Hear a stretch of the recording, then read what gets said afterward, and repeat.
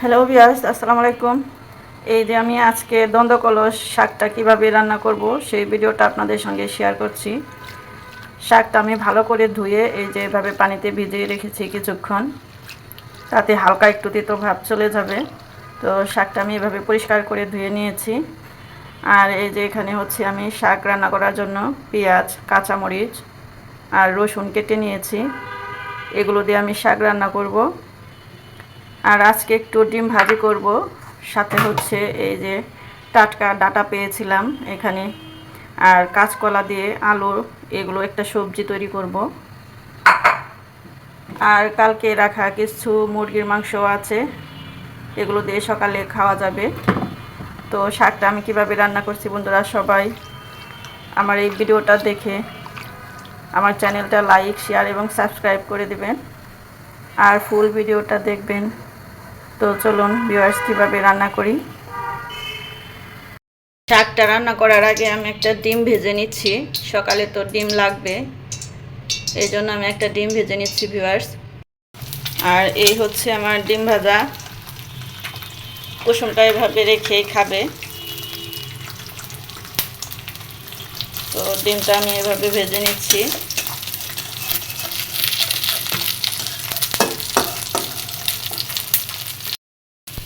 এই যে এভাবে আমি কুসুমটাকে আলাদা ভেজে নিচ্ছি আর সাদাটা আলাদা করে ভেজে নিচ্ছি। যেহেতু আমার প্রেশারের সমস্যা, এই জন্য আমি কুসুমটা খাবো না, এভাবে ভেজে নিলাম শর্টকাটে। আমার ডিম ভাজাটা শেষ হয়ে গেছে এই যে ভিউয়ার্স। এখন আমি হচ্ছে শাকটা বসিয়ে দেব। আর এই শাক রান্না করা একেবারে ইজি, এই জন্য রসুন কুচি দিয়ে দিলাম, তারপর হচ্ছে পেঁয়াজ কুচি দিয়ে দিলাম, এখন কাঁচামরিচের ফালি দিলাম,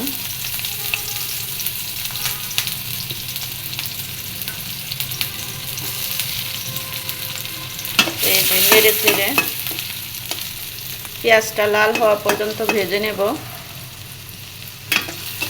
আর শাকটা তো আমি আগে থেকেই ধুয়ে পরিষ্কার করে রেখেছি, একেবারে সহজ এই শাকটা রান্না করা। ভিউয়ার্স দেখেন, পেঁয়াজটা একেবারে লাল হয়ে গেছে, এগুলো দিয়ে দেব সুন্দর করে। এগুলো এই যে শাকগুলো এখন দিয়ে দেব।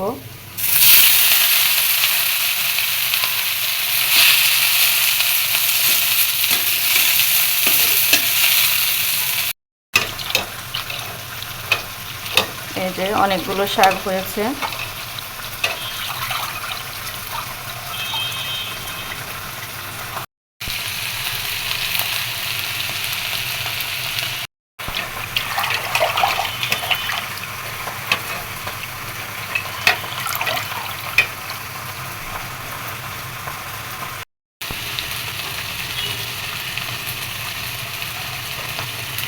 এখন হচ্ছে আমি শাকে লবণ দিয়ে দেব পরিমাণ মতো। অল্প করে লবণ আগে দিয়ে দেখে নিতে হবে, তারপর হচ্ছে লবণ না হলে আবার একটু দিয়ে দেব। এই যে শুধুমাত্র তেল, পেঁয়াজ, রসুন আর লবণ দিয়েই এই শাকটা রান্না করতে হবে। আর এই শাকটা খেয়ে দেখবেন অত্যন্ত উপকার। এটা শুধু শাক হিসেবে নয়, ঔষধি গাছ, ঔষধি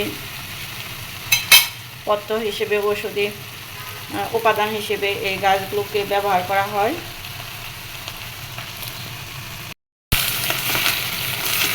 অল্প সময়ের ভেতরে এই শাকটা রান্না হয়ে যায়, খুব একটা পানি ওঠে না শাকে। আমি যেহেতু পানি দিয়ে ভিজিয়ে রেখেছিলাম, তাই অল্প একটু পানি উঠেছে। তো এইটুকু পানি লেগেই যাবে শাকটা সিদ্ধ হতে।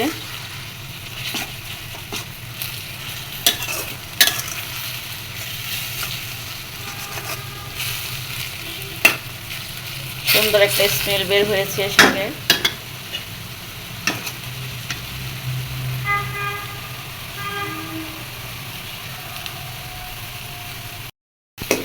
এই যে শাকটাকে আমি টেনে একটু কড়াইয়ের উপরে তুলে নিচ্ছি, এতে পানিটা শুকিয়ে যাবে তাড়াতাড়ি। অনেকে হচ্ছে এই শাকের পানিটা ফেলে দেয়, কিন্তু এই শাকের পানিটার মধ্যে ভিটামিন থাকে, এই শাকের পানিটা ফেলে দিতে নেই। এই জন্য শাকটা আমি সাইডে তুলে রেখে পানিটা শুকিয়ে নেব।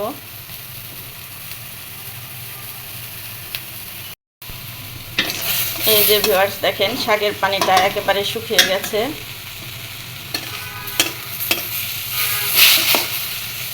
এই যে শাকটা একেবারে হয়ে গেছে, আর এতগুলো শাক দেখেন একেবারে অল্প হয়ে গেছে।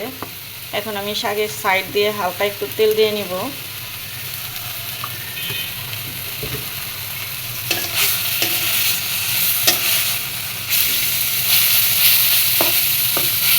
আর শাকটা এখন আমি নামিয়ে নেব।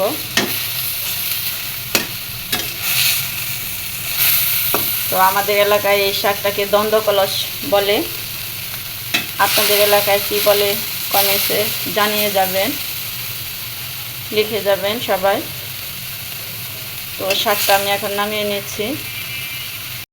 এই যে ভিউয়ার্স শাকটা আমার রেডি হয়ে গেছে, দেখেন কত সুন্দর ইয়াম্মি লাগছে।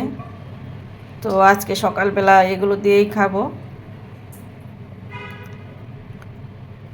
ভালো লাগলে অবশ্যই আমাদের চ্যানেলটার পাশেই থাকবেন, লাইক শেয়ার কমেন্টস ও সাবস্ক্রাইব করবেন, ভিডিওগুলো শেয়ার করে দেবেন, আর চ্যানেলটা সাবস্ক্রাইব করতে ভুলবেন না। Please subscribe my channel.